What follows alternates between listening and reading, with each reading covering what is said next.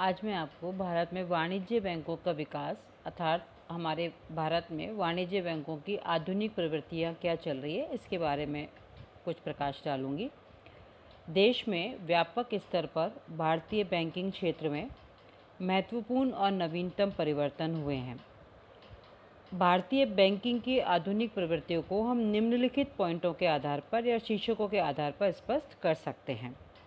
पहला पॉइंट है सार्वजनिक बैंकिंग क्षेत्र का विकास, expansion of public sector banking. स्वतंत्र भारत में बैंकिंग की सबसे प्रमुख प्रवृत्ति बैंकों के राष्ट्रीयकरण की रही है। 1948 में रिजर्व बैंक का, 1955 में इंपीरियल बैंक का, 1969 में देश के 14 बड़े बैंकों का सार्वजनिक क्षेत्र में अधिग्रहित कर लिया गया। इसके बाद 1980 में 6 और बैंकों का राष्ट्रीयकरण की परिधि के अंतर्गत लिया गया। यानी पहले जो बैंक निजी क्षेत्र में कार्य कर रहे थे उसमें बैंक जो है वो अपने निजी हित को सर्वोपरि मान रहे थे। इसके लिए ये सोचा जाने लगा कि बैंकों का राष्ट्रीयकरण किया जाए, बैंकों को सरकारी तंत्र के अंतर्गत लिया जाए। इसके लिए कुछ राष्ट्रीयकरण किए गए, जैसे मैंने अभी आपको बताया।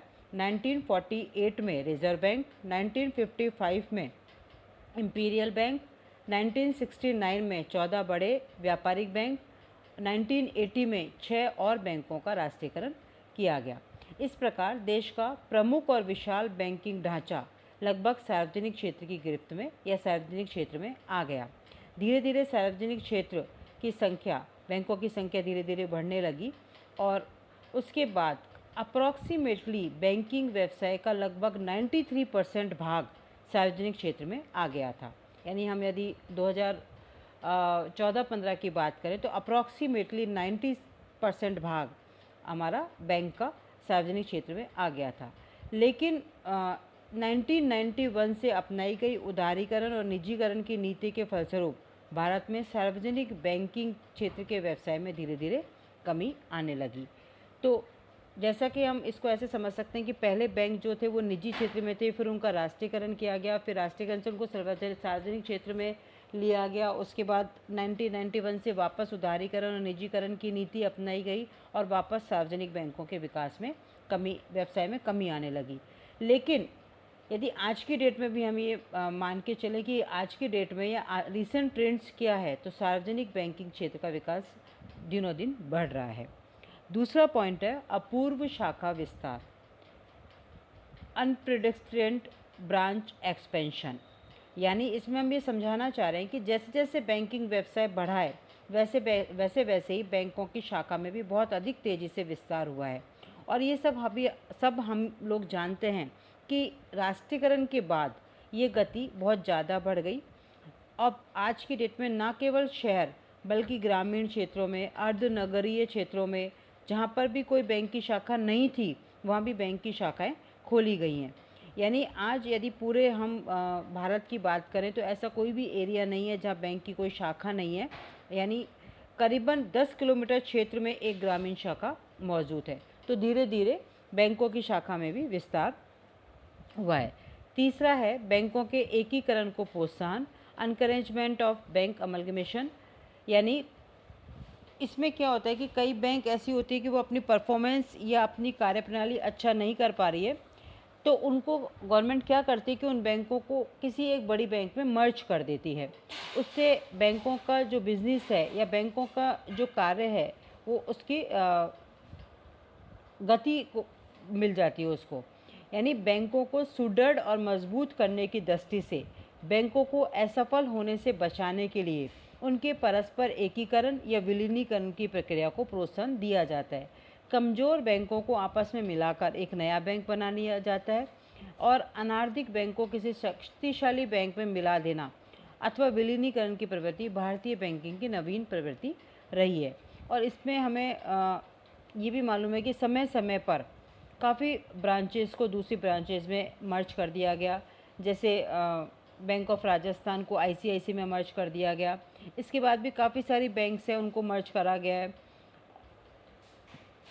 यूनाइटेड वेस्टर्न बैंक को आईडीबीआई में मर्ज कर दिया गया। न्यू बैंक ऑफ इंडिया को पंजाब नेशनल बैंक में मिला दिया गया। ऐसे काफ़ी सारे हमारे पास एग्जाम्पल है जहाँ बैंकों को एकीकरण किया गया है। चौथा पॉइंट है हमारे पास ग्रामीण क्षेत्रों में बैंकिंग सुविधाओं का अधिक विस्तार। More expansion of banking facilities in rural areas. बैंकों के राष्ट्रीयकरण के पूर्व तक भारत में बैंकिंग का विस्तार केवल शहरी क्षेत्रों तक ही सीमित था, किंतु अब नवीन शाखा नीति के अंतर्गत ग्रामीण क्षेत्रों में भी शाखा विस्तार पर अधिक जोर दिया जा रहा है। इसके परिणाम स्वरूप भारतीय बैंकिंग का संपूर्ण चरित्र ही बदल गया। अब वह शहर उन्मुख के स्थान पर ग्राम उन्मुख हो गई है, यानी अब शहरों में ही शाखा नहीं है या शहरों में ही बैंकिंग सुविधाएं नहीं उपलब्ध है, बल्कि ग्रामीण क्षेत्रों में भी बैंकिंग सुविधाएं काफ़ी उपलब्ध हैं और ग्रामीण क्षेत्रों में भी कोई परेशानी नहीं होती है। और ग्रामीण क्षेत्रों में इसके अलावा क्षेत्रीय ग्रामीण बैंक, सहकारी साख समितियां, भूमि विकास बैंक आदि की स्थापना करके भी ग्रामीण साख को बढ़ावा दिया जा रहा है। और केंद्र सरकार ने भारतीय ग्रामीण बैंक की स्थापना के प्रस्ताव को भी स्वीकार कर लिया गया है। पांचवा पॉइंट है जमाव में अप्रत्याशित वृद्धि, अनएक्सपेक्टेड राइज इन डिपॉजिट्स। व्यापारिक बैंकों की जमाव में भी पिछले वर्षों में काफ़ी वृद्धि हुई है, यानी दिन प्रतिदिन जो बैंकों की कुल जमा राशि में बहुत अधिक वृद्धि हुई है, यानी बैंकों में लोगों का विश्वास बढ़ने लगा है, बैंक शाखाओं का विस्तार हुआ है, लोगों में बढ़ती बैंकिंग आदतें, बैंकों द्वारा बचत की गई नई और आकर्षक योजनाओं के लागू होने के कारण जमाव में अप्रत्याशित वृद्धि हुई है। छठा पॉइंट है हमारा साख सुविधाओं का विस्तार, एक्सपेंशन ऑफ क्रेडिट फैसिलिटीज़। जैसे ही हम ये कहते हैं कि जमाव में अप्रत्याशित वृद्धि हुई है तो ऑटोमेटिकली जो साख सुविधाएं उनका भी विस्तार हुआ है, क्योंकि जब बैंक के पास जनता का या सामान्य पब्लिक का पैसा जमा के रूप में स्वीकार करती है बैंक, तो उसी पैसे को वो लोगों की सुविधाओं के लिए, बिजनेस के लिए साख सुविधाएं उपलब्ध कराती है और इससे बैंक अपना प्रॉफिट भी अर्न करती है। लोन और एडवांस के रूप में साख सुविधाएं बैंक प्रोवाइड करती है। और साख की मात्रा में वृद्धि के पीछे सरकार और बैंकों की नीतियों के अलावा बैंकों के साधनों में वृद्धि, लोगों में बचत और विनियोग के प्रति बढ़ता रुझान तथा देश की अर्थव्यवस्था में विकास की बढ़ती दर का मुख्य हाथ रहा है। सातवां पॉइंट है प्राथमिक एवं उपेक्षित क्षेत्रों को अधिक ऋण सुविधाएं, यानी गवर्नमेंट के द्वारा ये पॉलिसी अपनाई गई या दी गई कि ऐसे एरिया जिनको प्रायोरिटी पे रखना चाहिए, जिनको प्राथमिकता पे रखना चाहिए, या उपेक्षित क्षेत्र है जो यानी नेग्लेक्टेड सेक्टर्स है, उनको ज़्यादा ऋण सुविधाएं देनी चाहिए। पहले राष्ट्रीयकरण से पहले ऐसे एरिया को या ऐसे क्षेत्रों को कुल साख का एक छोटा सा हिस्सा ही प्राप्त होता था, किंतु राष्ट्रीयकरण के बाद कम से कम बैंक अपनी कुल जमाओं का 40% भाग प्राथमिकता प्राप्त क्षेत्रों को दिया जाना अनिवार्य कर दिया गया है। ऐसे धीरे धीरे प्राथमिक क्षेत्रों को दिए जाने वाले ऋण लगातार बढ़ते जा रहे हैं।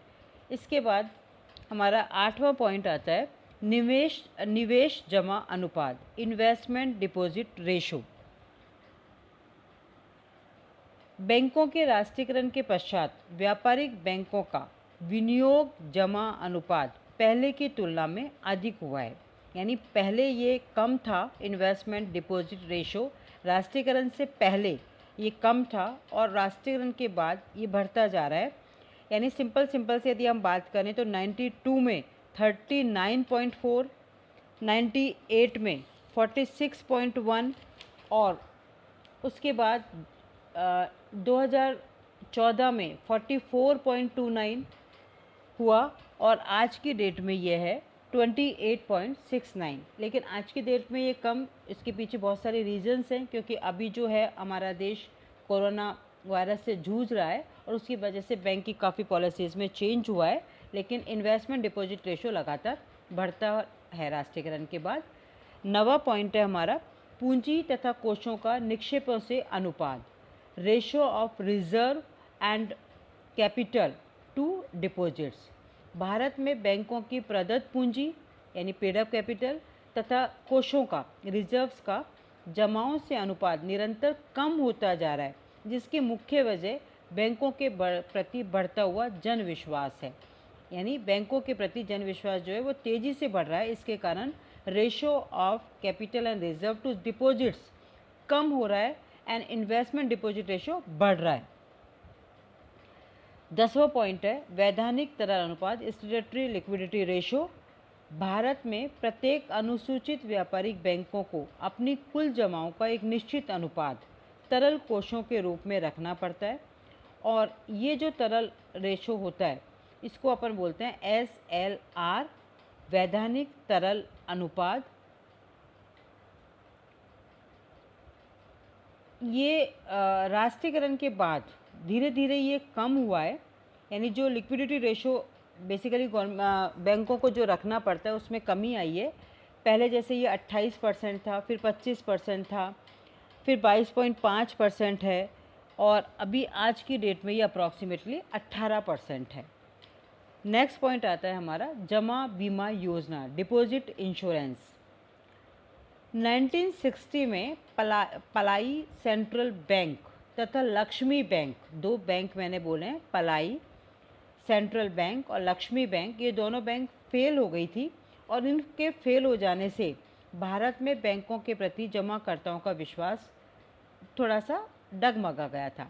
बैंकों के प्रति गिरते जन विश्वास को रोकने के लिए 1 जनवरी 1962 को जमा बीमा तथा साख गारंटी निगम की स्थापना की गई।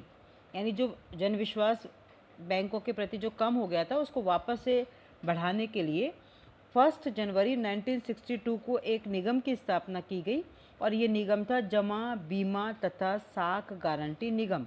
इसकी स्थापना का प्रमुख उद्देश्य यही था कि छोटे छोटे जमाकर्ताओं के द्वारा जो जमा कराई गई राशि है उसको सुरक्षा और संरक्षण प्रदान हो और इसके लिए प्रत्येक जमाकर्ता की पूरी राशि सुरक्षित हो और अब धीरे धीरे इसमें वृद्धि हो रही है।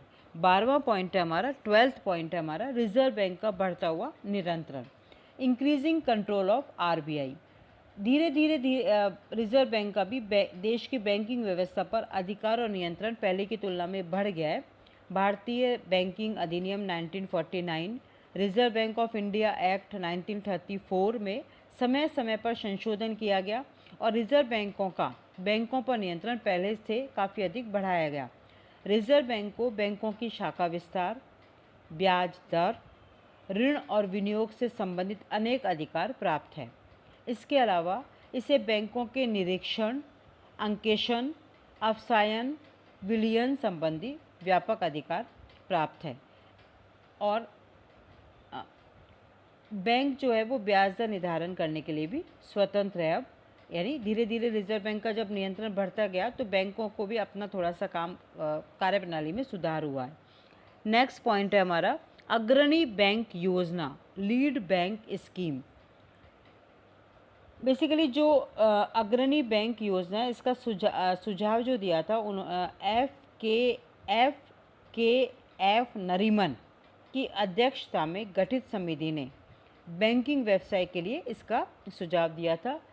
रिजर्व बैंक ने नरीमन समिति की सिफारिशों को स्वीकार करते हुए अग्रणी बैंक योजना प्रारंभ की थी और प्रत्येक बैंक के हिस्से में जो जिला आया वह उस जिले का अग्रणी बैंक कहलाता है। यानी अग्रणी बैंक वह बैंक है जिसे एक या एक से अधिक जिलों में बैंकिंग विकास और आर्थिक विकास और सुविधाओं का अग्रणी उत्तरदायित्व सौंपा जाता है। चौथवा 14th पॉइंट हमारा नवीन आकर्षक योजनाएं, न्यू अट्रैक्टिव प्लान्स। इसके अलावा जितने मैंने अभी 13 पॉइंट्स पढ़ाए हैं इसके अलावा भी व्यापारिक बैंकों के द्वारा अभी हाल ही में बचत को प्रोत्साहन देने के लिए, निक्षेपों में वृद्धि करने के लिए, देश की सामान्य जनता को अधिक से अधिक लाभ पहुंचाने की दृष्टि से के लिए काफ़ी न्यू स्कीम्स, काफ़ी न्यू अट्रैक्टिव प्लान्स की शुरुआत की गई। इसमें से प्रमुख जो है वो निम्नलिखित है। जैसे पहला है हमारा कंज्यूमर लोन स्कीम, उपभोक्ता ऋण योजना। इसके लिए बैंकों ने लोगों के जीवन स्तर में सुधार करने के लिए उपभोक्ता टिकाऊ वस्तुओं के लिए उपभोक्ता ऋण देना प्रारंभ किया। ये ऋण व्यक्तिगत ऋण योजना के अंतर्गत मोटर कार, स्कूटर, कपड़े धोने की मशीन, फर्नीचर, पंखे आदि टिकाऊ वस्तुओं की खरीद के लिए दिए जाते हैं। बैंक उपभोक्ता ऋणों को ग्राहकों से आसान किस्तों में वसूल करते हैं और आजकल इस ऋणों की मांग उपभोग संस्कृति के कारण तेजी से बढ़ती भी जा रही है। दूसरा पॉइंट है मोबाइल बैंक। शहरी और ग्रामीण क्षेत्रों के उन इलाकों में कुछ बैंकों द्वारा चलते फिरते बैंक भी खोले गए जहां या तो बैंक नहीं है या फिर ग्राहकों को उनके समीप के स्थान पर बैंकिंग सुविधाएं उपलब्ध कराना उचित और आवश्यक समझा जाता है। ये मोबाइल बैंक अपने कार्य क्षेत्र के दायरे में नियत समय और नियत स्थान पर प्रतिदिन पहुंचते हैं, सभी प्रकार की बैंकिंग सुविधाएं अपने ग्राहकों को उपलब्ध कराते हैं और जिन स्थानों पर मोबाइल बैंक का कारोबार बहुत अधिक बढ़ जाता है वह कुछ समय पश्चात एक परमानेंट ब्रांच स्थायी शाखा स्थापित कर दी जाती है। इस व्यवस्था का सबसे बड़ा लाभ आम जनता के घर के समीप पहुंचकर बैंकिंग सेवा उपलब्ध कराना और लोगों में बैंकिंग आदत का विकास करना है। तीसरा पॉइंट है हमारा माइनर सेविंग स्कीम, नाबालिग बचत योजना। इस योजना के अंतर्गत 10 वर्ष से अधिक आयु के बच्चों का उनके अभिभावकों की सिफारिशों पर खाता खोला जाता है जो लिखना पढ़ना जानते हैं। नाबालिग बचत योजना के अंतर्गत नाबालिग बच्चे के व्यक्तिगत नाम में 100 से लेकर 5,000 रुपये तक जमा किए जा सकते हैं तथा बालक स्वयं अपने हस्ताक्षर से सप्ताह में एक बार 1,000 रुपये तक निकाल सकता है। इस योजना से बचपन में ही बैंकों के साथ व्यवहार करने के कारण बैंकिंग आदत का विकास हो जाता है। नेक्स्ट है गिफ्ट स्कीम, उपहार योजनाएं। बैंकों द्वारा अपनी जमाओं को बढ़ाने के लिए बचत सप्ताह या पखवाड़ा आदि बनाए जाते हैं। इसके अंतर्गत ग्राहकों को बैंक में खाता खोलने के लिए अनेक प्रकार के गिफ्ट भी दिए जाते हैं, उपहार भी दिए जाते हैं। नेक्स्ट है अभी यात्रा बाद में भुगतान, फ्लाई नाउ पे लेटर। बैंक ऑफ इंडिया के द्वारा प्रारंभ की गई इस योजना के अंतर्गत बैंक अपने ग्राहकों को एयर इंडिया तथा ब्रिटिश ओवरसीज़ द्वारा किसी भी देश में यात्रा करने के लिए ऋण सुविधा देता है और उसे 20 महीने में लौटाने की अनुमति देता है। इसमें कुल विमान किराए का 85% भाग बैंक द्वारा भुगतान किया जाता है और यदि कोई चाहे तो बैंक यात्रा अवधि का बीमा कराने की भी व्यवस्था करता है। नेक्स्ट है विनियोग सुझाव सेवा, इन्वेस्टमेंट एडवाइजरी स्कीम। भारत में कई बैंक अपने ग्राहकों को उनके धन का सुरक्षित और लाभदायक विनियोजन करने के लिए भी विशेष सलाह के वास्ते विनियोग परामर्श केंद्र या विनियोग परामर्श सेवा भी प्रारंभ की गई है। नेक्स्ट है साख पत्र क्रेडिट कार्ड। अभी कुछ वर्षों पहले central bank, Baroda bank, syndicate bank, देना बैंक, आंध्र बैंक ने साख पत्र की सुविधा का प्रारंभ किया। इन साख पत्रों के आधार पर इनका धारक देश विदेश में विभागीय भंडारों, होटलों और अन्य प्रमुख संस्थानों से बिना रकम के माल अथवा सेवा प्राप्त कर सकता है। इस सुविधा से अब अपने साथ नगद राशि ले जाने की जोखिम से मुक्ति मिलती है और भुगतान लेन देन के झंझटों से भी छुटकारा मिल जाता है। और अब तो लगभग सभी बैंकों ने अपने क्रेडिट कार्ड जारी कर दिए गए हैं। नेक्स्ट है कृषि और सामान्य ऋण। बैंकों ने खेती के लिए भी हल, बैल, ट्रैक्टर, पंपिंग सेट, रासायनिक खाद आदि के लिए भी अधिक से अधिक ऋण सुविधा देना प्रारंभ कर दिया है। इस प्रकार सामान्य आदमी को और विशेषकर कमज़ोर और गरीब लोगों को जो कभी उपेक्षित माने जाते थे अधिक ऋण प्रदान करना प्रारंभ किया है। नेक्स्ट पॉइंट है हमारा ग्राहक सेवा, कस्टमर सर्विस। बैंक अब ग्राहक सेवा पर अधिक से अधिक ध्यान केंद्रित करने लगा है। ग्राहकों की शिकायत दूर करने के लिए कुछ बैंकों ने सप्ताह में 1 या 2 दिन निर्धारित किए हैं जिन्हें ग्राहक सेवा दिन कहा जाता है। और इसके अलावा बैंकों ने अपने यहाँ एक सुझाव पेटी भी रख रखी है। यदि किसी कस्टमर को ऐसा लगता है कि मुझे ये सुझाव देना है तो वो इसमें अपने सुझाव पत्र डाल सकता है। और यहाँ तक कि अपन ये भी कह सकते हैं कि श्री आर के तलवार की अध्यक्षता में जो समिति गठित हुई थी उन्होंने तो ये तक कहा है कि बैंकिंग बिना सेवा के कुछ भी नहीं है। इसके बाद नेक्स्ट पॉइंट है हमारा यंत्रीकरण और आधुनिकीकरण। धीरे धीरे बैंक सुविधा में या बैंक व्यवस्था में बहुत अधिक वृद्धि हुई है और हम ये सभी जानते हैं कि आज ज़्यादातर काम कंप्यूटर की हेल्प से हो रहा है और बजाय इसमें समय भी कम लगता है और लेबर भी कम होती है और ज़्यादा अच्छे से कार्य होता है और लोगों का विश्वास भी इसमें ज़्यादा होता है, क्योंकि गलती होने के कोई चांसेस इसमें नहीं होते, या यूँ कह सकते हैं कि कम होते हैं। नेक्स्ट है पर्यटन बैंकिंग, टूरिस्ट बैंकिंग। पर्यटकों को आकर्षित करने के लिए अधिक सुविधा देने के दृष्टि से भी बैंकों ने यात्री चेकों के साथ साथ आवास की भी व्यवस्था करने का कार्य प्रारंभ किया है। पर्यटन केंद्रों के विकास के लिए भी बैंक पर्याप्त मात्रा में साख सुविधा उपलब्ध कराती है और निश्चित राशि जमा कराने के बाद बैंकों द्वारा चारों धाम तीर्थ यात्रा के लिए टिकट की व्यवस्था भी की जाती है। नेक्स्ट है हमारा अन्य सेवाएं, यानी जितने पॉइंट्स मैंने अभी बोले हैं उसके अलावा भी बैंक अनेक सुविधाएं प्राप्त करनी, अन्य सेवाएं प्राप्त करती है। बैंकों द्वारा विविधात्मक ब्याज दर योजना, बैंक आवासीय वित्त योजना, एकीकृत ग्रामीण विकास कार्यक्रम के अंतर्गत बैंकों का जबरदस्त योगदान रहा।